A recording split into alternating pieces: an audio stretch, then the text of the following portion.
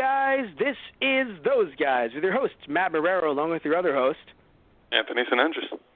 And this week, we're doing Batman The Dark Knight, the sequel to Batman Begins, and apparently, chronologically, the sequel to the Teenage Mutant Ninja Turtle series in the 1990s. Well, rather, the first movie in the 90s. So, it feels like we just did the Ninja Turtles movie. Mm-hmm. It really does. But here we are doing The Dark Knight exactly 1 week later. None of you can prove anything different. Now, no one can prove anything. We never record things in advance, other than the times that we say that we have. Anyway, so let's just talk about this movie, like, straight out, because, again, we usually talk about the plot first a little bit, but I just want to mention, not just, like, when it was made, which was 2008, not just, obviously, who made it, Christopher Nolan, because, again, Christopher Nolan made the last one as well. This is his trilogy. What? Yes. But I can't believe we're doing this movie. I know. Like, I really can't, because here's the thing, right? I fucking love this movie. I've seen this movie so many times. Mm-hmm. And I just never thought I'd actually be writing notes about it and talking about it on a podcast, or at least just here on this podcast. Yeah. So it's really nice. Now, sadly, because I'm writing notes on it, I start to dissect, and also because I'm not 15 anymore, I start to dissect it. Well, that's a big thing. When you're 16, I'm not saying this movie's not cool, because there are actually a lot of moral quandaries that are brought up in this film, and I think that it's actually a great, like, Nolan really put a lot of work and a lot of heart into this film. But a lot of things felt cooler when I was 16. Oh, definitely. Now they're still pretty fucking cool, but they're not as, like, cool. When I was, like, 16, and I was just like, oh, my God, Joker, Now I'm like, yeah, Joker. There is actually a difference, I swear. It's a little bit less obsessed. Though watching this movie, made me remember, like, wow, have not done the Joker's voice in a very long time. At least this Joker. So I remembered that, and I was just like, ha, ha, ha. You thought it was the voice, didn't you? Well, no, fuck that. No, I can do the voice. You want to know how I got these scars? My father was a drinker, and then that's it. And that was all. He just drank a lot. Good guy. Good guy. Better than Pa Kent, isn't he, Matt? Hashtag better than Pa Kent. My father was. Hashtag better than Pa Kent. And he told me that I should... No, it's like, oh, God, no, my father was Pa Kent. And he told me I should smile more. And it's like, wait, no, I think you're mixing them up. And then he said, let the kids drown. Jesus. Pa Kent. Oh my God. I'm sorry, but that's pretty much what fucking happened. And I asked him, should I let the kids drown, Daddy? And he said, I don't know. Pa Kent, shit.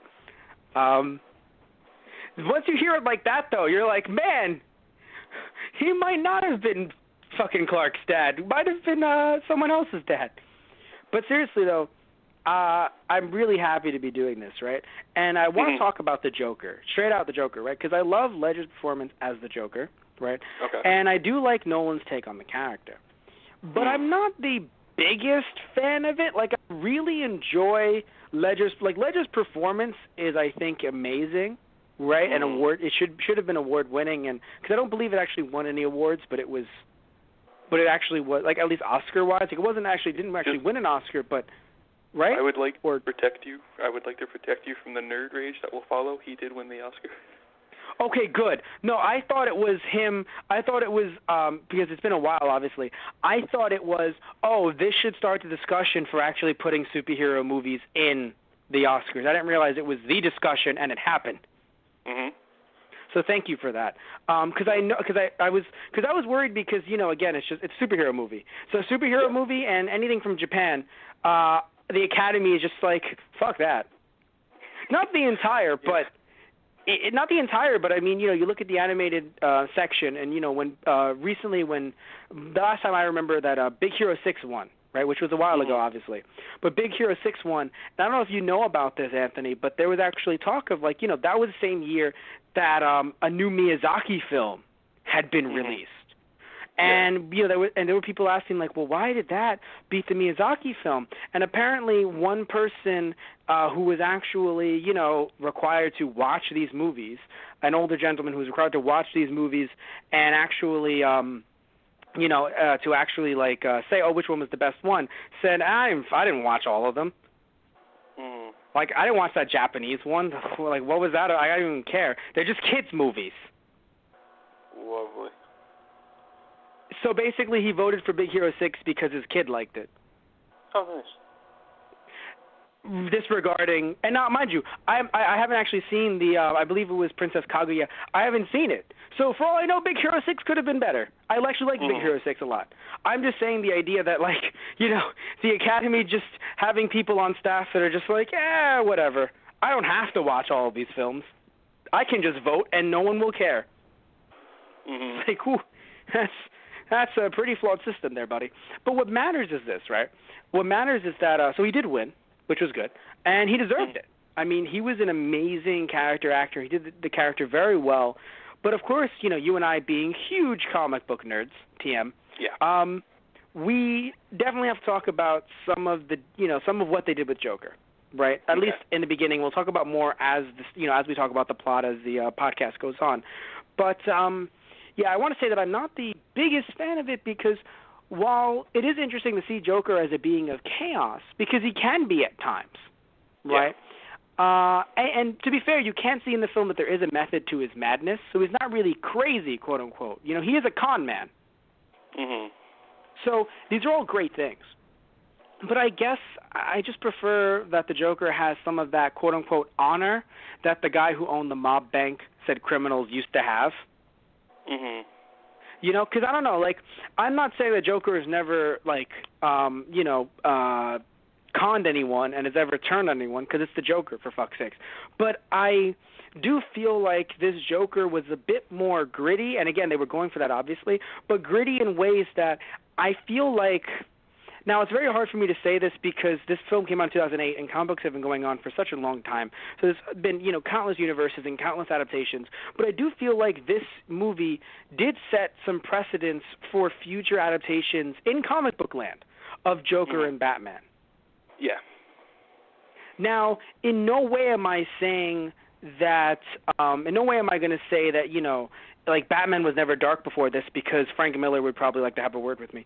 But, and we'll talk about, exactly, we'll talk about the Batman stuff a little bit later. But in terms of Joker, the idea of him being like this remorseless killer, from what I've read, I don't remember much of that before this film. Now, I'm not saying he didn't kill people, because it's the Joker. He obviously would spread his Joker gas and all that stuff and obviously kill people. I mean, it's really funny to say, oh, he never killed anyone before this movie. Not that. But the idea of the whole, with a knife, get in real close. Yeah. Watch him bleed, watch him die. It feels a bit classless for Joker. Absolutely. I'm not... Yeah. Now, granted, most of the time he didn't even do the killing. It was done by proxy. Like I said earlier with last episode rather with Roz. But still, it's interesting. I think that you see him do all this stuff, because I don't know. To me, I just prefer it to be with a bit more class, if you will, and also I prefer the whole vat of chemicals versus face paint. Yeah. I will admit, though, very nice to see how. I mean, they obviously did not film the film, right? They did not film it in order, because no movie is really filmed in order. Usually they aren't, right? So it was so interesting to see how they applied the makeup over the film, because it really fit very well with this idea that he hasn't had time to reapply it, so it's he's sweating it out and he's getting it out. But then when he breaks out of the prison later on, you see it fully applied again. Because he had the time to. Oh, definitely. Yeah, so that was nice, but I still feel like, it was, I don't know, it was a bit different for me, I guess. And also it's very hard because, we had Nicholson's Joker in '89 that I think was done very well, but again, not a perfect adaptation. Right, from the comics. So we have '89 Nicholson Joker, and then we have we have 2008 Ledger. And, I mean, we had 66 Joker. And to be fair, I would argue, compared to what the comic books were like at the time, that was probably done very well.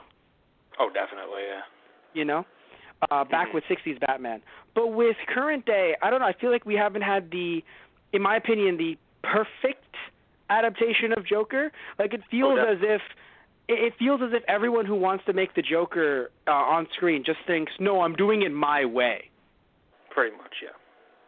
Yes, which, you're saying pretty much, which is not bad. I'm not going to say that it is horrible because, again, directors are allowed to do what they want to do. And, of course, in no way are we going to sit here and say, oh, and the Marvel Universe makes the best adaptations of all of their characters. No differences whatsoever. But it's just so interesting that directors, when it comes to Joker, feel like it has to be their vision of it. And that, granted, 1966 was a reflection of the times. 89 was more so a Tim Burton, version with some change, with some stuff that made you feel like it was Joker, but really a Tim Burtonized version. We get Chris Nolan's version, and I don't know who the director of Suicide Squad is now, but if you don't want to say it's that director's version, then it clearly is a Jared Leto version of the Joker. Mm-hmm. So the styles are just very interesting because I feel like I don't know if we're ever really going to get just like a Joker as in, hey, this is Joker from the comics. I don't think so, honestly. I really don't. Now, why do you think that exactly? The only reason I think, if you want that, your better bet is like the video games or the animated movies. I think the reason they won't do it in the movie is because they want what sells in the movies. And what sold so far, at least by this point, is Heath Ledger's Joker. People went insane over this character. And they're going to keep trying to do that, obviously not replicated, but get somewhat close. Like, look at Leto's Joker. I mean, if you're talking in terms of, like, the looks of the character, obviously it's a pretty far cry in terms of the tattoos. If you take that away, it would look fantastic, but they added the tattoos. I don't fully understand why. I don't hate them. I don't love them. But what I've seen in the few glimpses we've gotten of him so far, in terms of comic book accuracy, at least from a little bit before New 52 to where we are now, I think personality-wise, he is going to be the most accurate to those comic books. Because apart from, like, all the stuff you've heard about him on set, like, never breaking character, giving, like, dead pigs and all that, I don't care about that. But from what I've seen in the trailer, he looks like he's going to be... He can be sadistic, sure, but he looks like he's also going to be a bit over the top at times, getting lost in his own persona. So... Right. I think that was the problem with Ledger's Joker. Like, obviously, it's a different interpretation of the character, the makeup, and the fact that he doesn't really tell any, like, over-the-top jokes or anything. If he does, they're more of, like, a really dark humor, not just, like, the normal, somewhat dark humor of the Joker. I like that his jokes, sorry to interrupt, I do like that his jokes in this film, while they aren't knock-knock jokes or anything like that with, like, knock-knock, who's there? You're dead. That's not funny. You're still dead, They're not like that. But I do like that some of his jokes are a bit more, I guess, symbolic in a way. Where, in other words, he'll sit there and he'll, like, okay, the idea that, let me look at, scrolling down through my notes. Because there was one that I was a huge fan of, like completely huge fan of, when I had seen it. Where is it? I want to just just like little stuff like laughter reading slaughter.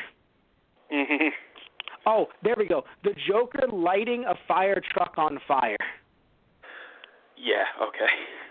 That's what I'm saying. Stuff like that. Like, it's just like, oh, no, that car's on fire. What kind of car is it? It's a fire truck. Damn it, Joker. Yeah, I'll give you that. But, I mean, just in the sense of, like, his I don't know how to properly describe it. I guess personality is the best way I could go. Like, if you look at the, I don't know if you've seen it, but the newest Suicide Squad trailer that came out, the Blitz trailer, as they're calling it. I did not. It's a brief second thing, like you blink and you'll miss it kind of thing. But there's a part in the trailer where Joker is kind of like backing up into the shadows, wearing like a tux, kind of like the Alex Ross artwork. He's fighting the cap off a grenade, and as he drops it, he has like this crazy look in his eyes, smiles, and he waves his hand. He just goes bye bye, and then he like jumps into the shadows. I'm like, describing it, it doesn't sound as good. But if you see it, you're like, I don't know why. It just made me go, that's fucking Joker. Tattoos aside, That's him. And obviously because you're a huge fan of the Joker, just like I am. So the fact that it made me go, that is Joker. That's why I think, tattoos aside, I think Leto's Joker is going to be the most comic accurate we've gotten so far in terms of the modern era of the Joker comics. Right. Yeah. I definitely, and mind you, not saying the Joker is the hero, just the idea that, out of these modern superhero comics, he might be the best villain adaptation, or at least adaptation of the Joker himself. And I'll definitely, I haven't seen the trailers, and frankly, the tattoos really threw me off. But it's not like I don't want to see the film. It's just, I don't want to see the film. But it's funny. It's not that I don't want to see the film. I should be very clear. It doesn't seem appealing to me. Some of these potential reshoots and just the idea of having, I would have loved to have seen Joker and Harley earlier, I think, in the same universe.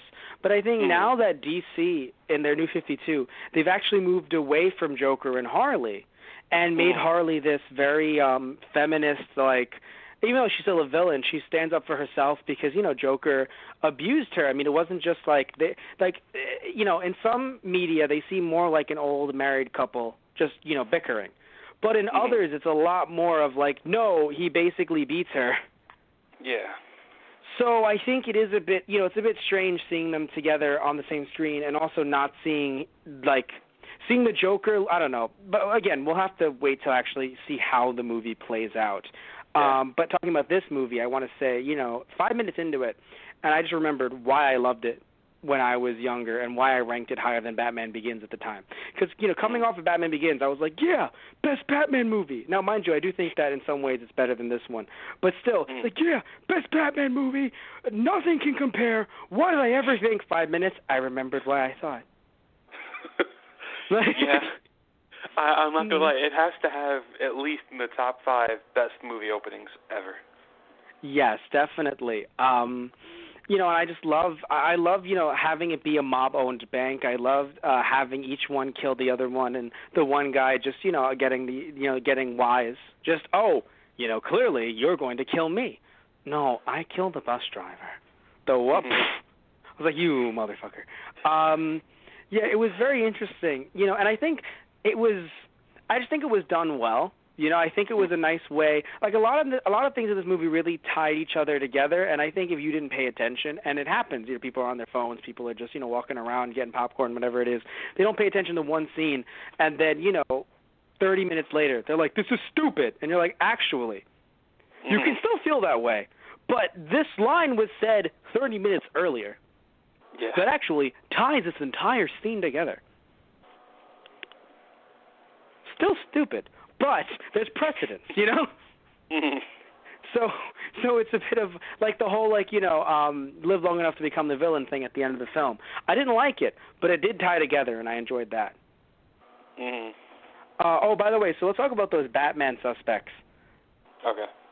Let's not laugh at them, okay? I heard that if you shave Bigfoot down, he looks like Abe Lincoln, and if you shave down Abe Lincoln, boom, Elvis, okay? So don't laugh at them. All right, those were some hot tips, and those were some hot leads. And Elvis, come on, look at that chin. He's Batman. Jesus Christ. It all comes together, man. No, but seriously, I like seeing Crane again. Yeah. Crane was a lot of fun. So, so how did you feel when you're sitting there? You're like, oh no, they're never going to show Crane again because Crane wasn't dead, but you saw what happened with Roz. So it's just, oh no. No Crane, and then it just pops up. How did you feel about that? I loved it. I love that they carried him over from the first one. I actually I know we aren't up to the third one, but I love how he's one of the main constant points in every single movie. That he's in every single one of them in some way. Yes. I definitely think that had we, had Ledger not passed away, we would have had him in the third one as well. There were talks about that. Absolutely. Yes, but it still was nice that he was the one thing they could actually keep throughout all 3 movies. One thing I didn't realize he was in no position that Batman could have just let him die. Yes, of course. Another thing that I found very interesting is that I didn't realize this. He was in 28 Days Later. Was he really? He was the main character. Clearly, I have not seen this movie in quite a while. No, It's okay. I saw a picture of him. I was like, that's not the same guy. Like, I was so confused. I was like, how are you the same person? But yeah, so moving on. So how did you feel about the Batman army? Army, quote unquote. So much. So you enjoyed them? I love that scene. So if only for the line, "I'm not wearing hockey pads." Yeah, I think it was just. Oh, speaking of that, right?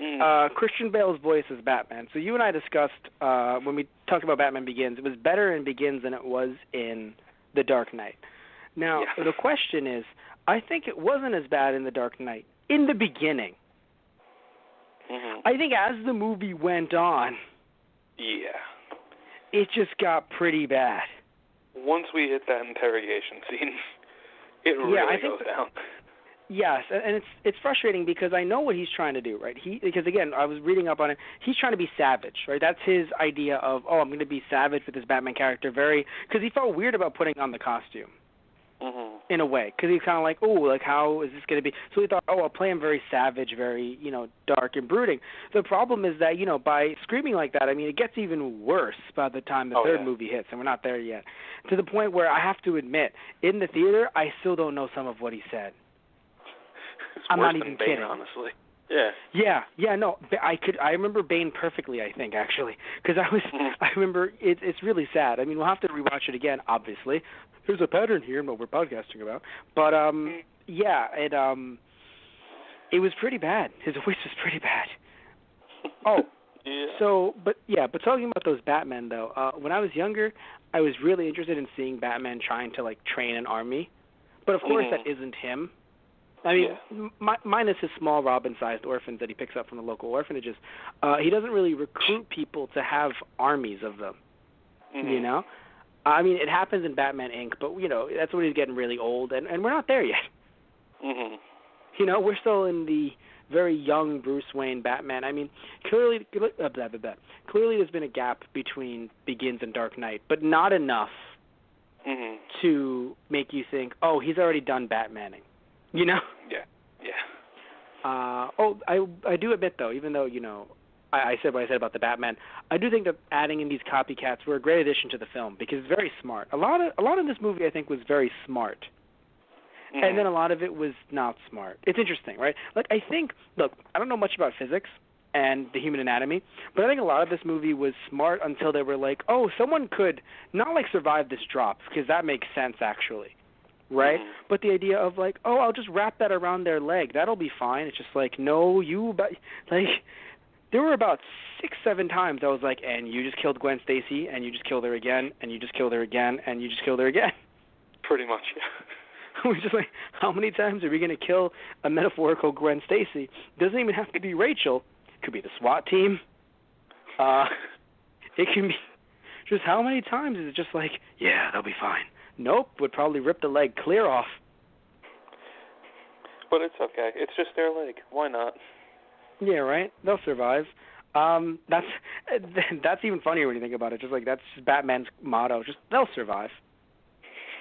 Well, he believes. Yeah, they'll live, and that's why he doesn't kill anyone because he's they'll live. What did you think about the cape? In comparison to Batman Begins? Yeah. I like this one better. Really? I think it looks just the same. It's even worse in a way because he's doing more Batman stuff here, I think, so it's just happening even more. Mm-hmm. So it's just more of now I don't know, I'm just a big fan of I guess I'm a big fan of a leather Batman cape because I enjoy his outfit a lot. You know what it is too? If his outfit was the same shade of black, I think it would have worked. But it looks like Batman's a little bit colorblind. I was actually going to ask you about the outfit. In comparison to the first suit. I didn't realize it was different because I think I've seen the Batman Dark Knight one so much that they all just look like the Dark Knight one. But I do love the suit. I love the outfit. It looks like armor, and that's good. He needs armor. I mean, he's getting bitten by dogs, and he's getting shot at. He needs armor. The problem is that it's a different shade of black compared to the cape, which is also thicker, like a blanket. It's really like the Bat blanket. Mm-hmm. I feel like he just sits there and he goes to sleep in the Batmobile while it's driving him home. Mm-hmm. Because it's just it looks so nice and warm and fuzzy. speaking of taking him home, him not having a home, and the Batcave, quote unquote. Yeah. I did not like the Batcave. I am glad, because I absolutely hated it. Now here's the thing. I just don't like it because of how lit the whole thing was, like how it was just too bright. Like it was so bright that I was sitting around watching the film and I was like, "Oh, everything's great." And then it was so bright I actually had to squint because I was like, "Ooh, wait, a lot of lights here." Yeah. Now look. Let's be honest here. From a storyline perspective, right? It's good continuity. Mm-hmm. It was destroyed. Like it would really be a bit too easy, I think, and a bit more like Man of Steel in some of the worst ways. If 5 minutes later, it's like one movie later, it's just like, oh, everything's fixed, we're all good, Mm-hmm. But I will admit, it was a bit frustrating because, in TV shows you can do stuff like that. Mm-hmm. Right, in TV shows you can take a couple of episodes for him not to have the, the Batcave or even a season. Right, because it's like, oh yeah, you have to wait for these things to get rebuilt. Once it's a full movie and it's 2 years later, like I don't know about in their universe, but for us, we had to wait 2 years for the next movie. So it's 2 years. We know that we're only getting a trilogy. It just feels weird that for one full movie he doesn't have the cave. Yeah. So that was a little off to me. Because again, it can even happen in comics too. And believe me, comics like to stretch some things out, but. It just feels weird to me, especially at this point when, he's just starting off his... Because here's the thing, right? This is a Batman that is only in the Nolan universe. He has not been doing this for, 10-plus years. So it's just weird to me where it's like, he just became Batman in a way. And it's like, and no Batcave. Mm-hmm. Because this is his first big day, I guess. Because I'm sure he's done some other stuff in the meantime, but we don't hear about Penguin. We don't hear about any other criminals. And heck, even at the end of Batman Begins, they show off Joker. So he's clearly a thing. Yeah. Like, it's not like they took, 2 years for Batman to go off and be Batman. Mm-hmm. No, they showed that. So clearly, if it was only a couple months, maybe. Mm-hmm. Though it has to be at least a year. 'Cause it's very interesting, right? Because there's no actual timeline. But Rachel already met and is ready to marry Dent. Pretty much. So that's interesting. You know what I mean? Like, couldn't have been 3 weeks. Question, though, about something that totally matters. This really matters, everyone. Bale's muscle mass. What happened? I don't know. Did you notice that? So you noticed it, though, right? Same question, yeah. Like, I was as so soon as thrown I saw off. it, I was like, well then. Yeah, no, it was so interesting because, in the first one, it's funny. In the first one, he actually got a little bit too bulky, so he actually had to bulk down. Yeah. Right? And what's interesting is for the first one, he had to go from being in The Machinist and being, unhealthy, because he had to be unhealthy for that role, into being Batman and bulk up. And it was so hard for him. He was actually about to drop out. He was like, I can't gain this much weight. This isn't going to work. And then he had a personal trainer, and he helped him get to build the weight. But again, he built up so much weight that it was like, actually, can you tone it down? Because God forbid Batman is too bulky, am I right? So he toned it down. And then in this movie, I read some of the movies that came in between. Nothing, in my opinion, that would require him to lose that much weight and not be able to gain it back. But he just didn't. And it was a little sad because I'm sitting there and I'm like, you can pass for Spider-Man. Pretty much. If they put you in a Spider-Man outfit, I wouldn't be able to tell the difference. Mm. So, yeah. Oh, by the way, did you hear about, speaking of Bale potentially not getting the role, did you hear about who could have gotten the role for Batman in Batman Begins? No, actually. Jake Gyllenhaal. Huh. Happy he didn't get the role. I'll leave it at that. If anyone doesn't know who replaced Rachel, who replaced Katie Holmes in this film, just going to leave it at that. You know what the best thing is? I did not even think of that first. Okay, good. Happy you didn't, because I sat there, and I'm like, right, that's Maggie Gyllenhaal. Oh. Well, in a way, she's just like thanking. She's like, thank you so much for not picking my brother, because that meant you can pick me. Thank you. I wonder if that's how it was. Like, you're going to take me, but please take my sister, please. Hire one of us. We split the funds. One of us just needs to be in a damn Batman movie, please. Basically. Oh, man. Oh, what was his name? Reese. Mm-hmm. It's Reese. You know, he showed up to the party trying to blackmail Batman. Whoops, I'm sorry, not Batman. My notes say the Batman. Yeah, 'cause that's who you want to blackmail. Oh no, my voice is dying.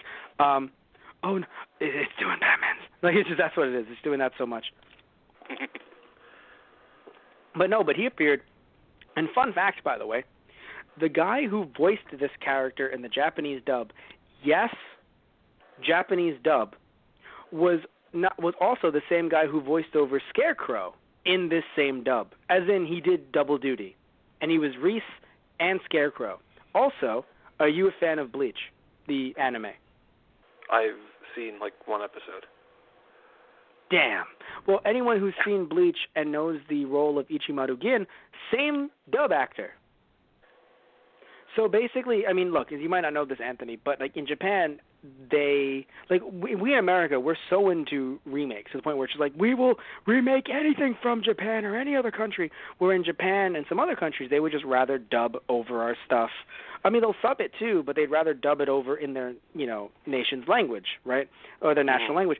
So Japan obviously dubbed this over into Japanese, and that's a fun fact. I wanted you to know that. Sound surprised? You know. Thank you. That sounded surprised. He sounded very surprised there. How do you feel about Aaron Eckhart as Harvey?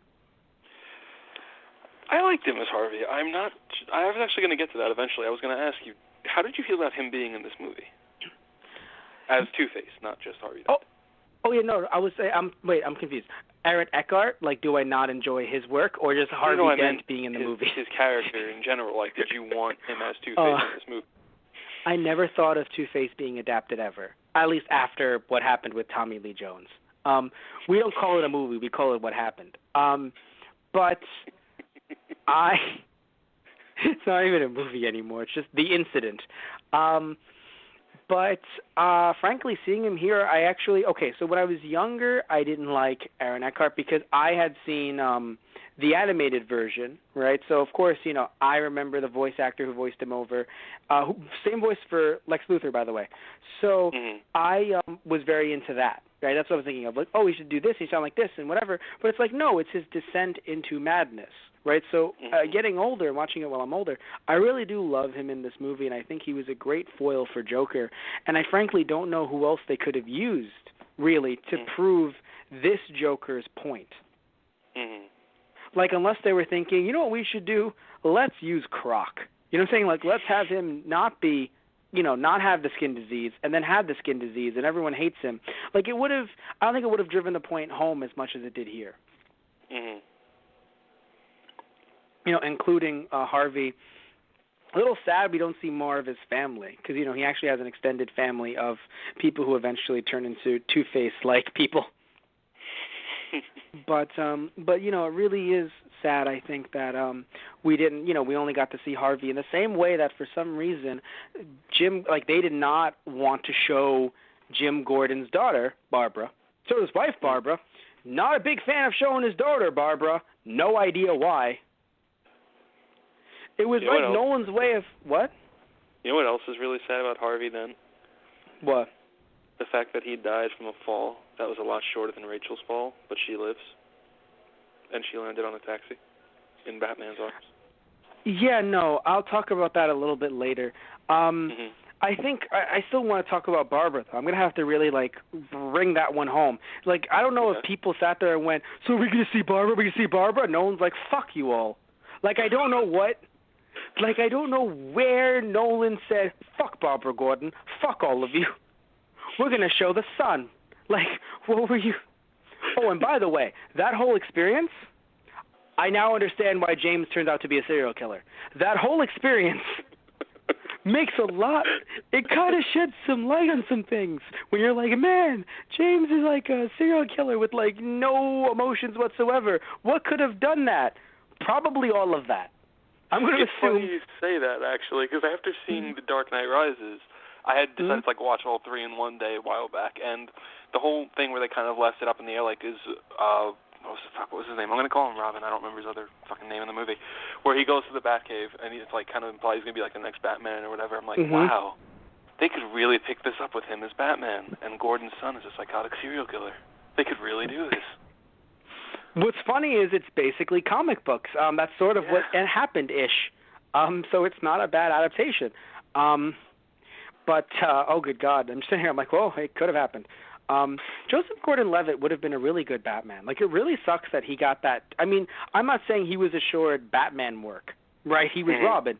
But I think it would have been really nice to have seen him be Batman. Like, it kind of feels like a tease. Like, it's like you could get him or never again. Mm-hmm. To the point where it's like it's erased from history. He's never just going to, like, you know, step into Batman's role again. Mm-hmm. At most, he's probably going to be a middle-aged Nightwing. Like, I don't think he'll ever... Yeah. But, no, doesn't he feel like a middle-aged... Like, he really felt like Dick Grayson in certain ways. I honestly but we're not there yet. Yeah. We're not there yet. We'll be there soon. Don't worry, everyone. Oh, okay. You either die the hero or live long enough to become the villain. Such a good line. Mm-hmm. But being in high school at the time of its release, my God, did everyone quote this? Yep. Like, it's just so interesting how it just became a meme. I mean, hell, it's interesting how movies became memes. Now, I'm not going to sit here and say that no movie is a meme anymore. And I admit, like, I don't watch a lot of newer films that aren't like high school stuff. But what I mean by that is the whole like meming thing, right?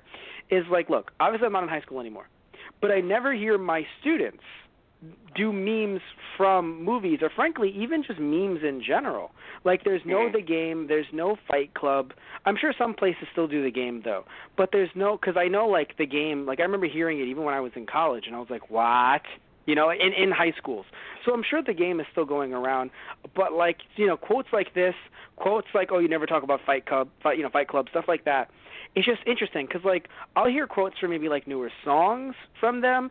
I'll hear new slang that I never heard of, and I'm like, thank you for teaching me your culture, children. As if, like, they're another fucking, like, as if I'm not a part of the U.S. anymore. Like, yes, let me study these people and their native habits. Like, just these teenagers, as they are referred to as in textbooks.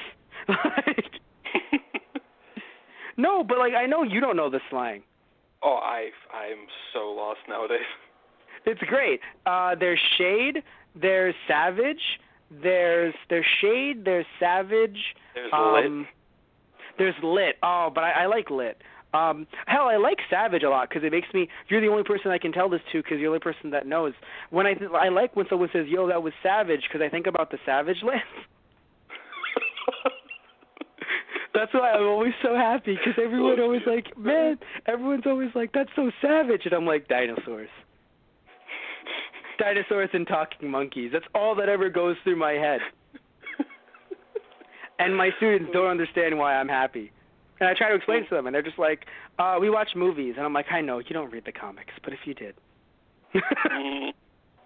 But anyway, but no, like, I don't hear, like, you don't really hear these movies quoted anymore, or, like, memes or anything like that. But it was so interesting because, like, this movie was just, like, the movie, like, the Burma scene.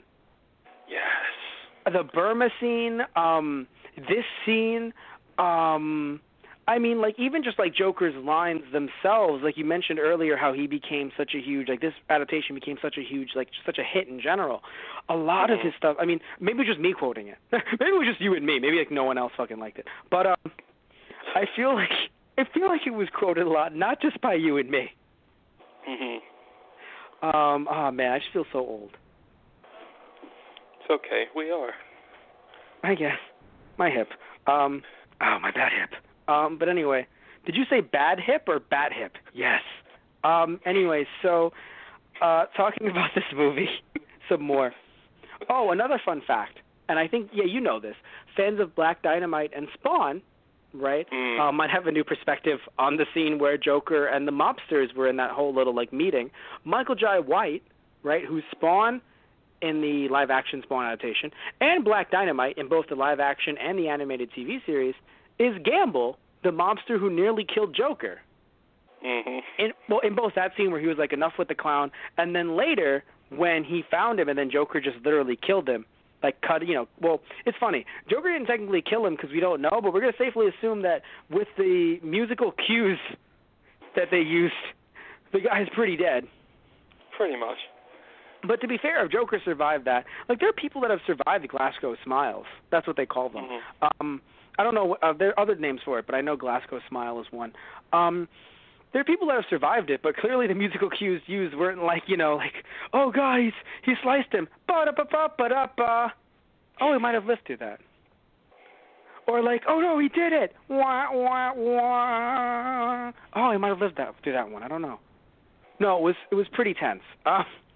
Pretty fucking tense. But, I'm so sorry. Is everything okay over there? Yeah, it's great. Okay, good. Here's a question for you. Do you think the Joker got too much screen time? Oh man,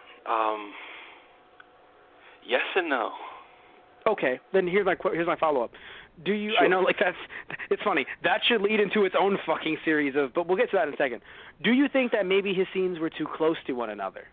Yes. At some points. Okay. Absolutely. Okay. Now, but is that why you say yes and no? Yes, because I think he had the right amount of screen time. Mm-hmm. It's just the way it was spaced out wasn't really even enough. You're a better man than I am because I feel like, good God, I feel like that was the moment when I said, so is that why you yes? And you yes and no. Damn it, Anthony. The 1 minute where we could have. But what I want to say, though, all jokes aside, is, I feel like this is, if we're going to compare certain things to other movies in other franchises, I want to compare this to Fantastic Four, where, the first one, 2005, where you and I felt like Johnny got too much screen time and kind of felt like the main character of the Fantastic Four movie. Like, in a way, now mind you have to obviously, you have to build up Joker in this film. You have to, because, even though you and I know Joker and many people know Joker, there might be some that don't, and you can't really assume that everybody knows Joker, right? So, of course, you're going to have to build him up. But my problem really is the fact that it felt like, and yes, we've had Batman Begins to build up Batman, but in a way, it just felt like Joker, like this movie was really Joker, the Dark Joker, Pretty much, yeah. Yeah. Now, mind you, more Batman scenes than I remembered, or rather not Batman, Bruce Wayne scenes than I remembered. Mm-hmm. And I like the Bruce Wayne scenes. I do think there should have been more, but more than I remember, because really, to be fair, it felt like, I'm happy that Bruce didn't get the girl. Neither did Harvey. But I'm happy that Bruce didn't get, whoops, is it too soon? 8 years, is it too soon? It's been 8 years, okay? We've all suffered. Though I have to admit, I still almost kind of tear up when she's literally like, don't worry, everything, and I'm like, oh, every time. Yep. Every fucking time. Even though I know it's coming, I'm like, but it's coming, and it's coming mid-send. But anyway, so I want to mention, though, it even that little, love story thing, if you will, felt like it was really just secondary. And obviously it was secondary. But really, it felt like the movie was the Joker movie. Mm-hmm. It was kind of like even though every scene had a plot and every scene, with Joker moved something along in his story and in Batman's story, it really did feel like they wanted to sit there and go, okay, let's get Heath Ledger doing a really fucking great job as Joker. What about everyone else? We'll splice that in later. We'll get that other stuff later, but we got to make sure that we get Heath Ledger's greatest hits here. And it has nothing to do with his passing, because him still being alive would have still made me feel like it's his greatest hits of Joker. Yeah. Because that's what it really felt like. Oh, another thing, too, by the way. So you, big fan of the 1989 Tim Burton version, right? Definitely. Did you feel like some scenes were a remake of that? Which ones did you have in mind? Well, first off, the scene where he's talking to all the mobsters, for one. And also him being on TV and giving that announcement. Now, even though he wasn't necessarily on TV himself like Nicholson's Joker was, it's very strange that there are these parallels here. Mm-hmm. where, you think that he wouldn't really remake, obviously, the original. I mean, hell, even them fighting on top of the building and him saving the Joker instead of letting him die felt like a reference to the 1989 version of Batman. It's interesting. I actually didn't pick up on that the first watch. Huh. Yeah, well, you picked up on some of them, though, yes or no? The one I did was the TV one. The other two I didn't, actually. Really? I thought the mob scene would really pick up because technically he wasn't really on TV. Yeah, surprisingly, the mob didn't even click with me. I mean, to take it back, the Tower one I got and the TV one I got, but the mob I didn't even click. Also, let's be very fair here, right? The TV one actually happened in The Man Who Laughs. Yeah. The comic book. So it's not new to, though The Man Who Laughs did come out after 1989 Batman, right? Yeah, I think it was 2002. Yeah. Somewhere so it was. So yes. So obviously, The Man Who Laughs, like that whole idea of like, and mind you, it's not like us sitting there going, Joker announced something to the world. He never does that. Clearly, it's a reference. Like no, But the mob scene, I think, I don't really see that a lot in comics. Like, I mean, personally, I don't. Well, to be fair, I feel like even though Joker is very classy, depending on the comic you read, it's mostly him just dealing with Batman, not necessarily dealing with mobsters. And what it is, it's mostly people like Black Mask, who we didn't see here, right? There's no reference to Black Mask in this group of mobsters, right? No. Okay. That would have been nice to see. Nolan. Oh, definitely. I honestly was actually expecting it, too. Actually, I would have been really pissed, because it's just like, oh, your last name is Mask. That's a very nice name. Okay, yeah, he probably would have done that, honestly. Fucking shit. Like, just... But it would be weird to have a guy named Black, so it'd probably be something in Japanese. Yami, is it? That's such a lovely name. Like, shut up, all of you. I hate that. I've been so fucking mad. It would be like he'd fucking do it like his first name would be fucking Bartholomew, and it'll be like a fucking, like a Joe Kerr thing. Oh, it'd be like, oh, it's B. Lack Mask? Oh, wow, that's such a lovely name. Actually, it's Bartholomew.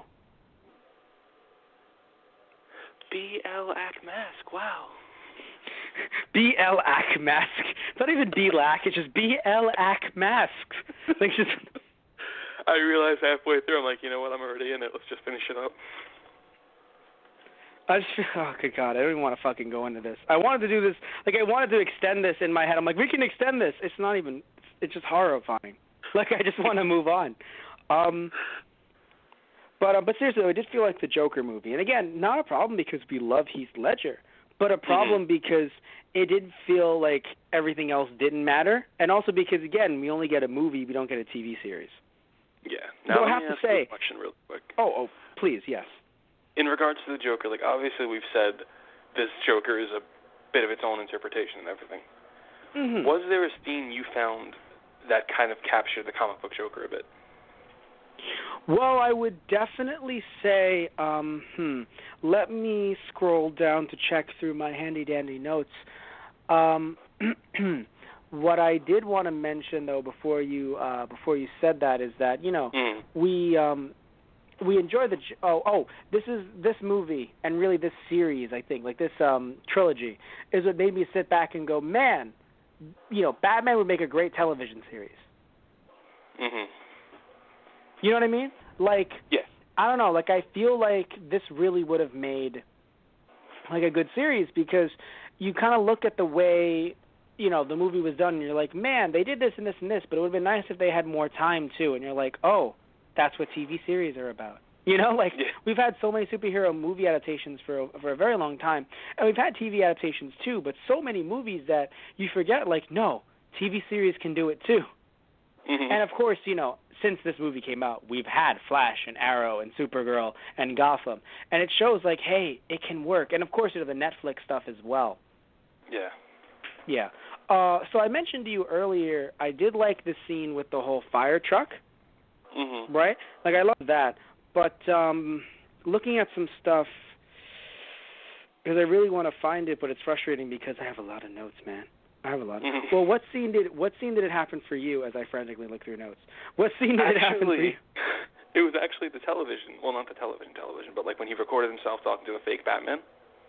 Yes. It was actually that entire scene for me, because as soon as I saw it in theaters, I was like, "This is like the comic." I was like, "Holy shit!" And just the way it was done, I love that. Rather than it being how it was in the comic, where it was like on TV, so it was kind of all I don't want to say professional, but more professional than that. I love that it was handheld from the Joker, and I love the tonal shifts he did in that one scene, where he's kind of like laughing, he's screaming, and then he just flips the camera to himself that's laughing. I loved his laugh in that scene so much. Yeah, I really enjoyed it. Well, here's one that I think was the most like him. But again, I don't know which adaptation because, I saw this, I think, a lot more after this movie came out, I would argue.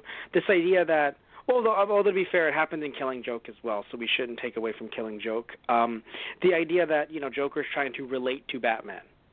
Mm-hmm. The whole interrogation scene of the whole, like, look, we're the same, really. Let's be real. Yeah. That is very much Joker to me. Definitely. Because again, I want to say, a lot more of his recent incarnations where he's just completely obsessed. But to be fair, again, Killing Joke had him literally go, "You and I are pretty much the same. Let's be real." Mm-hmm. Like, come on. Like what happened to you, huh? All that stuff. It's pretty Joker to me. Yeah. Yeah. So, I didn't like the scene in Hong Kong when I was younger. You didn't, or you did? I did not. Oh. I didn't like it because it left Gotham vulnerable. Like, we don't have a Bat family in this universe, or the Nolanverse, if you will. So, like, Batman not being in Gotham is like, okay, just let all the criminals be criminals. That's cool. Like, it made sense in storyline, and to be fair, when I was younger and now, I still love the way they did everything. Like, you have, you have Morgan Freeman's character, you have Fox come in and leave his cell phone there so Batman can track it and everything. Like, it was done very well. Especially, having Bruce on the boat. And it's just, Alfred, you think you can manage here? You tell her to apply her own damn suntan lotion. I was like, okay. Oh, and the way he subtly jabs Harvey and Rachel. Yeah. By it's like, oh, you love the opera? Good stuff. Oh, sorry, oh, you love ballet? Good stuff. Takes all of the fucking dancers from the ballet. It's like, fuck you. You know what you did. What was it? Oh, another thing. So, another thing that speaking of the Hong Kong scene, right? Batman not being able to fly, quote unquote, made me sad. Yeah. Yeah. It's strange to me because, like, again, Nolan wants to take a very realistic approach to this, so I understand, he can't fly, right? I mean, again, he can't glide or whatever it is. But at the same time, it's like, all right, he can fly, but again, man, those physics. People, the way they, like, let's just talk about the scene with Rachel right now, right? They didn't tumble in any way. They didn't, and I understand the idea of like, but if he put up the bat hook or something, it would have been a whiplash that would have killed them. It's like, okay, because again, you don't want a Gwen Stacy part 2, but to be fair, it's like, but you had it whip around the legs so much, or you had so many other things happen that were like, that can probably kill the guy. Mm-hmm. Minus that one fall with the mobster, the one that's taking over. It was Maroni, wasn't it? Yeah. Yeah, minus Maroni falling, because I was like, yeah, that makes sense, right? From that angle. Like, it wouldn't, it's like, it wouldn't kill me. Not counting on it. I was like, yeah. But everything else just kind of felt like, might not kill him, I think. Hope not. Probably not. I don't know. I know Kung Fu, not physics. Shit. What's up, my perfect streak? Stay is perfect. Basically, it was... I don't know. I wasn't really, like, a fan of, like, because, again, in some ways they're like, no, we have to make it more real, guys. And it's like, yeah, but then, I mean, it gets worse in Dark Knight Rises. But I think here is where it's really like, mind you, if you just, if you just swerve right into the whole idea that, no, guys, it's a superhero movie. None of this can really happen. I'm totally cool with that. I mean, look at the Marvel Universe, for fuck's sakes. Right? Mm-hmm. But look at the Marvel, cinematic universe. But when it comes to this Nolanverse, it feels like it's very much like, no, we have to make it as real as possible. And it's like, yeah, but then you don't at certain points, Mm-hmm. one thing I do want to mention that I enjoyed, I really liked how they brought back certain characters, even if they just killed them off, just to make those cameo appearances. Mhm. You know, characters like the mayor and the commissioner. It was really nice to have them show up, like Commissioner Loeb and the mayor. I know I mentioned the mayor twice, but it's just like, it was really nice, like, hey, I remember you. You know, that Gordon guy, he was a nice cameo. Yeah, it's cool. Literally, real cool. No, to be fair, Gordon was actually in the movie a lot. Yeah. Yeah. Again, not the Joker show, but, you know, it's not the Gordon show. So I have a question. So were you actually able to check out Batman Begins before watching? I was about to actually bring that up, yeah. So you did? Yeah. Okay, because I gave Anthony homework, and I feel really bad because right now he's swamped with college work. But I gave him some homework. I said, can you check out these scenes? At least I found the scenes for you. Mhm. I was like, can you check out these few scenes from Batman Begins and tell me if Gordon changes his voice a bit too much, especially compared to Dark Knight. Now, mind you, I love Daniel Day-Lewis. I'm kidding. It's Gary Oldman. Hell, for all we know, Daniel Day-Lewis is Gary Oldman. But I love whoever, I don't know which one is playing which. For all we know, Gary Oldman, Daniel Day-Lewis. Very good character actors is the point. They're amazing. His voice was not that good for these two movies, though. No, not at all. Now, there were points when I was like, you're fucking on. Not, mind you, not like, oh, you're a good Gordon. Because it's not about being a good Gordon. It's about being that, you're trying to do like that whole New Yorker accent, right? Yeah. And at some points he had it, and then at some points it just left. Now, only in this movie, I think, did I hear more of like, oh, you're just British again. Mhm. And it was mostly when he got angry. Pretty much. So it'd be a thing where he'd just be like, so like he'd be doing the Yorker voice, be like, hey, all of you, get out of there. Yeah. There. It's just like, ooh, what are you doing? So it's hard because, like, look, it's very high tension, very high stress, filming a movie like this. And again, Gary Oldman's amazing. No one understands how amazing Gary Oldman is. Did you pick up the Scottish tone in his voice as well? No, though that's actually funny. Well, to be fair, like Gordon can be Scottish, arguably, but it's the British that I was like, ooh, no, swing and a miss. Like, why? There was one point with the Scottish where he was talking with Dent and Batman right after the whole bank thing where they found the marked bills. And it was so weird because it took me out of the movie for a second. He's like, all that was left in the vault were marked bills. They knew we were coming. I was like, what the fuck happened to Gordon? Oh, I actually didn't hear that. Whoops. No, I was noticing it more when he yelled or, frankly, just the departure from in Batman Begins itself. I mentioned it last time we did Begins. From the beginning and then at the end when he, the whole Joker thing, I was like, you don't sound like Gordon right now, Mr. Oldman. What other movies? But so you noticed it though, at least. Oh yeah. Yeah, but so thank you because I was worried that you didn't because you didn't notice it like last podcast when we did Batman Begins. Of course we did Ninja Turtles in the middle, but when we did Begins you didn't notice, and I was like, oh God, it's only me. But I'm really happy. I mean, I hate it now because now you can't unhear it. But no, it's fine. I mean, I knew the Scottish thing from day one, so. Okay, but the rest of it was just like, oh. Yeah. All right, but happened with Bale too, by the way. Not a lot, but I think because they're not, I'll use the phrase, because they're not American, because American isn't their first accent, when they talk fast, it just sounds really awkward. Yeah. So it was very hard because I was like, no guys, you're really good. Like I think it was when Dent and Gordon were in the room together when they first met in the movie. They'd known each other. No, actually it was their time first meeting in general. And they were sitting there and Oldman's talking fast. So he's saying like, oh, like in other words, like let's say he's trying to say, listen, we have a lot of good cops in this city, okay? And a lot of them work with me. He was saying, hey, we have a lot of good cops in this city, okay? A lot of them work for me. And I was like, what? It's like, well, no, slow. It's like, no fast, not right now. But, how do you feel about the concept of Bruce Wayne not wanting to be Batman? I'm very torn on that because I feel like in this particular movie universe, I can understand it. But Same. if you're speaking to just the character Batman, like ignoring the fact that this movie is supposed to be rooted in realism, just straight up Batman, I don't agree with it. No, I hate it completely because again, it's not like okay. By Dark Knight Rises, I think the gap was like what 5 years. I think it was 8 years technically. I mean, you talking real time or in the movie? In the movie. 8 years, I think. Good, because that makes sense. I've been doing this for 8 years. Maybe I should stop Batmaning.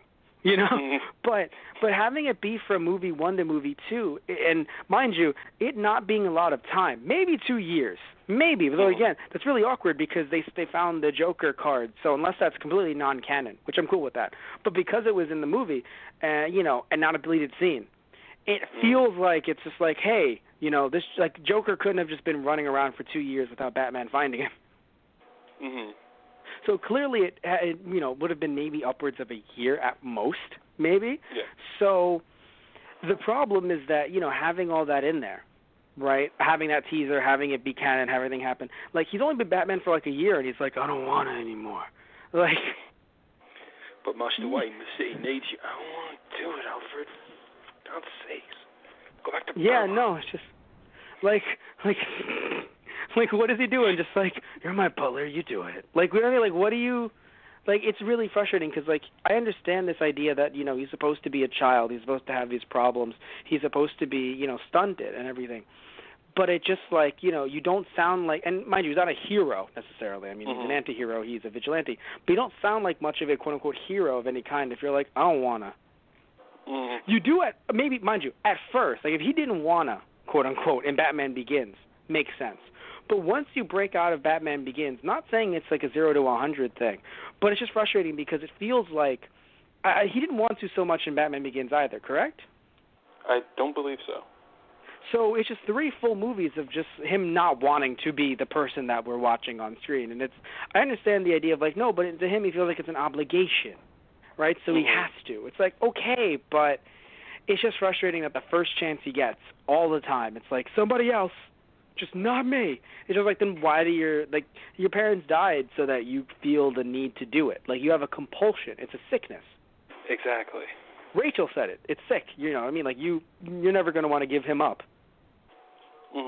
So, you know, so him being Batman is a sickness, not like nah, I'm cool. Like, you're not, it's like, you know, you're not cool after just one Batman. You know what I'm saying? Like, you have to constantly be Batman. You're not just like, nah, I did it once, I'm good. Like, then you're not Batman. Now, I know it worked to this story, and I do like what it's you know, what the message is trying to be and everything, but it feels weird that just for Harvey. Now, Harvey was great, mind you. I mean, he did so much as a character. But, like, just for Harvey, it was like, yeah, I'm just going to let it go. You know? Like, I know my parents died for this city and everything, and it's kind of like a big deal. But I would just rather not. Could we just not today? Great. That'd be nice. Thanks. Okay, thanks. Like, thank you. It was just really weird to me. I wasn't a big fan of that. Yeah. Yeah. Oh, I fucking hate the dolly they used to film the scene with Joker and Rachel. Oh, God, yeah. Yeah, if anyone doesn't know, the dolly... Yeah, the dolly is referring to, like, you put a camera on that and you can actually swing the camera around and it's really cool, right? Not in that scene. That gave me, like, every time I see that I want to throw up. Yeah, yeah. Like, I don't know why the fuck someone thought that was a good idea. Like, maybe slower it would have been, but it was so fast. Like, or at least it feels fast to me that I'm like, yeah. And it's such a crucial scene. Yeah, and if it were slower, it would have been so much better. Like, I think even more impactful. Like, I like the fact that they went around them. Just a bit slower, guys. Yeah. Also, I love the whole, like, let her go scene. That also, I think, was very much Joker. Yeah. That might be the most Joker scene. Just let her go. It's just like, very poor choice of words, Batman. You know? That throws him off. That seems very much Joker-esque, I think, because it's all about puns. Yeah. It's all about that pun comedy. Everyone loves that pun comedy, right? You love it, don't you? Don't you love the pun comedy? I'll kill you if you don't love it. You love it, don't you? You know? This is what all the kids are into nowadays. Anyway, we should stop doing this. Oh, the Burma line. Good God, I mentioned that earlier. Just everyone quoting it. You know, it's just like, what's it? I went to Burma before the war. Rubies, everything. Man watches the world burn, etc., etc. Lesson, life lesson. Oh my Thank God. you, Alfred. That was a nice life lesson. Some men just want to watch the world burn. I think that was in my grade in high school. I was in freshman year, I believe. That was the most quoted line of that damn movie. Anything that went wrong during a class, someone in the room, some men just want to watch the world burn. It's like, stop it. Literally, you're just like, I'll be one of those men if you don't shut the fuck up. I will burn you alive, Timmy. I will burn you alive. Literally. So why are you in the guidance office, Mr. St. Andrews? I said that I'd wanted to watch Timmy burn alive. What? Mr. St. Andrews, you can't say that. He said that he wanted some men to watch the world. Okay, never mind. Let's burn Timmy. Literally fucking our guidance counselor with a pitchfork. Let's do this shit. Burn that asshole to the ground. Yeah, no, that was definitely a big line that was quoted in the film. Good God. I like that Bruce Wayne, right, could still be, like, okay, Bruce Wayne could still be Batman as Bruce Wayne. What I mean by that is he understood how he could separate, like, he wasn't sitting there all day like, so, it's light out. I guess I'm going to chill in my penthouse. No, it was like, oh, damn, shit's going down. I need to get out there and save some people. I'm assuming you're talking about, like, the parade scene? Correct. Yes, I was going to talk about the parade specifically because this is where we are. I like it because it's like, oh, he can't come out at night. He can't be Batman unless it's nighttime because it completely destroys the illusion. But it still works. You know, the idea of like, but I'll still be Bruce Wayne. I'll still do some stealthy shit just as me. I feel really weird about Joker and his gang being able to get the jump on those soldiers. Now, I'm going to be the first one to admit, dead soldiers is a very bad idea for your superhero film. Yeah. Especially with the war going on at the time. Mm-hmm. But having them tied up makes them look like chumps, you know? And I feel like as soldiers, right, as characters, they would have rather have died than look like that. Definitely. So, I don't know, like, it was weird that it was kind of just like, who's there? Who are you? They took our uniforms. I was like, Like, my dad was a Marine, but still, like, to me, it's just like, like, I don't know, like, and people will always say, people who are Marines, a lot different than soldiers. It's like, I know, but, you know, this, but still, I don't know, I just feel like it didn't work out to me. Like, it felt like it was a bit too much. It's funny, because, again, like, everything's supposed to be real, and I was like, that's not real. Like, Joker and his gang would have gotten his ass kicked. Yeah. At least his gang would have. I don't know, like not even a stab wound in the bunch. Like none of them, they were all fine, and it was just like it was just like do it or else you die, and they were like I don't want to die. It's like I feel like the military produces a lot more of a I don't want to die without eating your face. Like this is the movie where Joker would have got his face ripped off. Like he would have lived, just not well. Like so here's the only funny part about this scene. Literally the only funny part about the scene. Did you hear what happened when someone posted the Joker in this outfit on social media? Oh, didn't somebody think it was like a real soldier or something? Yes, someone wrote Joker without makeup. And someone responded with, how dare you? This soldier, and this whole fucking thing, this whole rant about, like, how dare you? This soldier is sacrificing himself for us. And mind you, they are. You know what I mean? They're regardless of what you think about the war itself, because I'm not a big fan of war, but these soldiers are putting themselves on the line so that I don't have to. Yeah.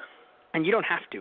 But just the idea that someone thought that literally a picture, a screen cap from this movie, which was Joker without his makeup, because it was, you know, and that's the thing. That's how you know it wasn't like in the 1989 movie where he actually had to put on human makeup. It's like, no. He had his makeup. He actually was without makeup during this scene. You know, it was quick, but it happened. Someone took the screen cap, and someone else thought it was a real soldier. Oh, my God. Yeah. Oh, good God, the internet, am I right? Anyway, anyway. Oh, trailers. Well, as we wrap some things up, trailers really killed this part of the movie for me. Like, I love trailers, right? And I don't know if you remember them, but I love trailers, but they showed that Gordon can't be dead because he describes the Joker in the jail cell later on in the film. Yeah. And I sat there and I was like, wait, so was it a deleted scene? That's what I had thought at the time. But then he just wasn't dead, and I was like, oh, so it was just included later.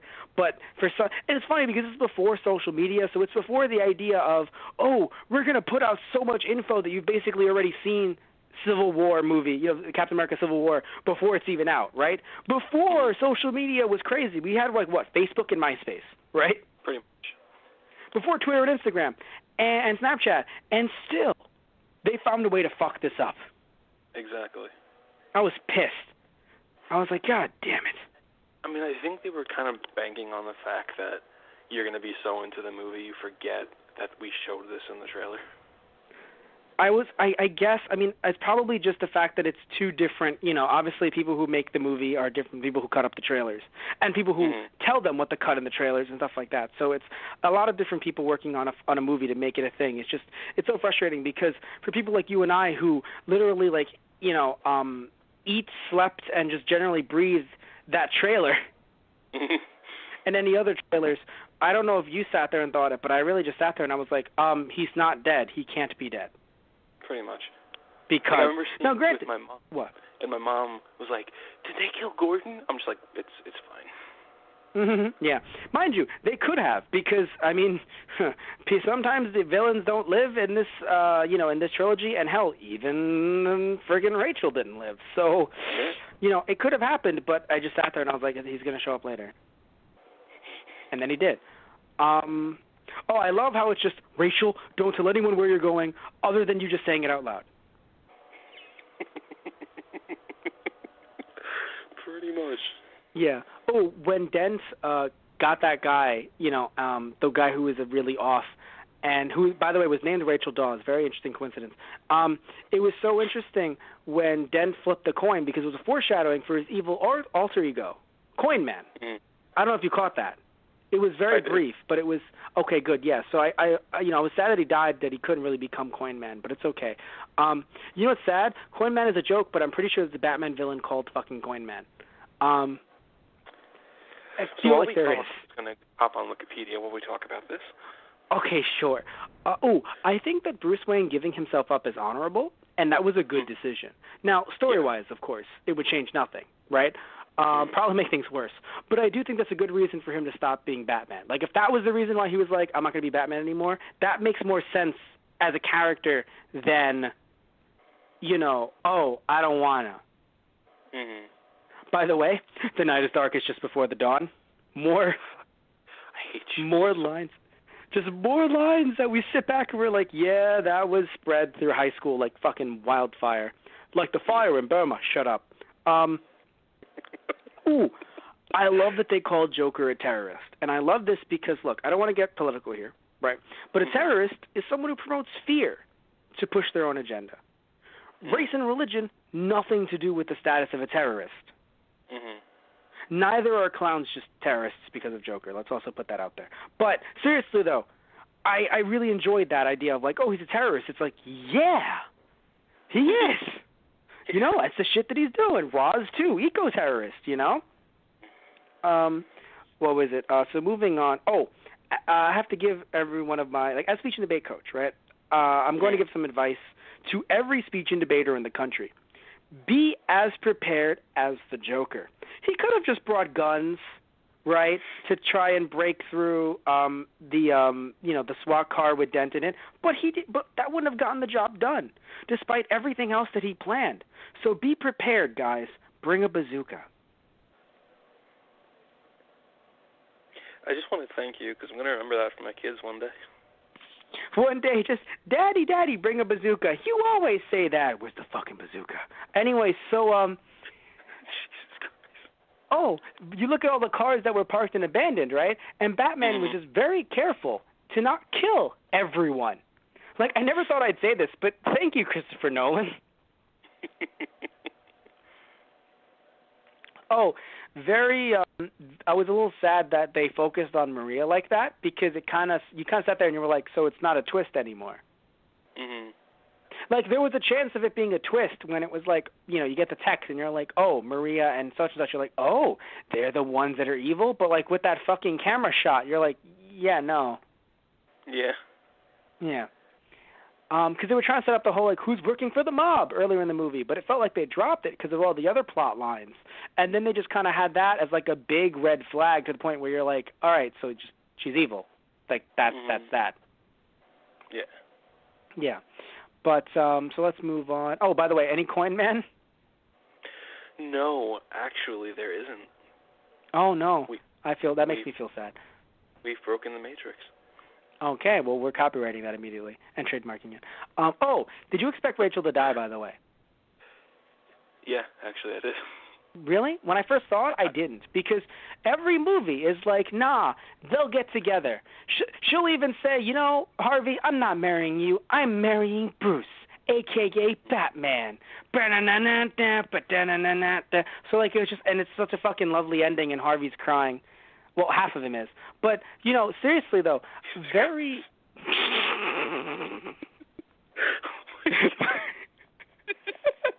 I'm sorry, but it's true. I mean, his other eye fucking works, dude. I don't think he can cry. I think he can. Really? Okay. Oh, we'll get to the CGI for it in a second. But seriously, though, like, that's how I feel like movies are a lot of the time. Even superhero movies. Always like, he's going to get the girl, he's going to get the girl, he's going to get the girl. And he didn't. But what made me think that she'd die, or at least that he wouldn't get with her, is the fact that he said, you are the reason I would give up being Batman. I'm like, well, she's... Yeah. Of course, I understand. As soon as he said that, I'm like, well, it was nice knowing you, Rachel, but... Yeah. Yes. Oh, another thing this movie may have potentially started. Potentially. The trend of, he wanted to be caught. Superhero plots and memes. Like, look, it's happened before, like, in other movies, and, like, you know, either superhero movies or nerd movies. But later on, right, you see it happen in things like Avengers and the newer Star Trek with Khan, just to say the least, right, of a few. Just this idea of, like, the criminal wanted to be caught. That was part of his secret plan. At least, like, meme-wise, I think it definitely picked up after this film. Oh, definitely. Yeah. Oh, well, of course, you and I both loved the speech right when Joker was in the hospital. Mm-hmm. I mean, that was done very, very well. Oh, yeah. Yes. Oh, also, again, another Bruce Wayne situation where you're like, hey, I like you. Like, I like what, you know, how you're being Bruce Wayne and Batman simultaneously. The way he saved Reese was really nice. Mm-hmm. Like, it felt like it was ripped out of a comic book. I love that he kept I love his lines, too, in that scene where Gordon's just like, it was pretty brave what you did. Was trying to catch a light. Yeah. He's like, should I go to a hospital? You don't really watch the news, do you, Mr. Wayne? I loved it. Yeah. Oh, also, having Batman using that surveillance software to spy on everyone in Gotham, I think that's the most Batman thing I've ever seen in an adaptation. That was really cool, yeah. No, I'm not sure who started the Batman paranoia trend, or the paranoid Batman trend, rather. But, I mean, look, this came out in 2008. So, again, I don't want to give it to Nolan just because, you know, it came out in 2008. But, like, I don't remember a lot of, like, paranoid 90s Batman. Mm-hmm. You know? Like, I think of that more as, like, a 2000s, like, anti-government, I am the law. Mm-hmm. Isn't it so funny? Like, depending on the adaptation, Batman's like, I am the law. Superman's like, I am the law. Judge Dredd's like, I'm finally in a movie. Also, I am the law. No, but seriously, though, it's so interesting seeing both Batman and Superman at some point think, no, I am the law, and then they have to fight. And it's like, well, yeah, with two egos like that, depending on your adaptation, makes a lot of sense. Yep. How did you feel about the mobster being Maroni? Like, it kind of felt like by the end, in a way, he actually had, like, a little bit of a redemption, but Harvey didn't see that scene. Mm-hmm. So to Harvey, it's just like, yeah, I have to kill you. Or rather, the coin will kill you or not, because he's Coin Man. No, he wasn't Coin Man yet. He was Two-Face.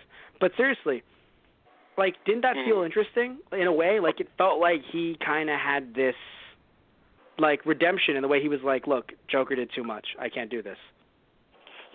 Sorry? What was that? Like, he was saying like, oh, Joker did too much. Like, I can't do this anymore. But Harvey didn't see that. So to Harvey, it's like, no, you're the one who killed me, you know, who killed Rachel and tried to hurt me just like just like Joker did. Oh, before we wrap things up, I want to mention, so did you like the CGI for Harvey, yes or no? Yes, actually. Okay. I thought it could have been a bit more minimal. It looked a bit too, quote-unquote, unreal. Not the CGI itself, just the way it was like half of his face is open. I'm like, that's going to be infected immediately. I'll give you that. I mean, I'll give you that. I mean, like, I was talking like just the CGI itself. I thought was very well done. Yes, I do think it was. Yes. Also, a little weird too. Batman just killing those dogs. You noticed that, right? Like he literally threw one dog off of the fucking ledge, and I was like, puppy. Yeah, those dogs are gone. Yeah. So either way, you like the end? Yes or no? Because that's what matters. We have to really wrap this up. You like the end? Yes or no? Post Two-Face death? Absolutely. Really? Because I feel like you really could have just blamed those deaths on the Joker. Even Two-Face, in theory. I definitely think you could have, but I like the fact that Batman was willing to take the fall. Yes, me too. I think it's funny too because, like I said, because it tied into the earlier you live long enough to become the villain, it made sense and I liked it in that way. But when I was younger, and even now to a certain degree, I don't like it. Because it's kind of like you had to turn Batman into this villain. It's like, Joker, by proxy, again, technically killed everyone, even through Harvey.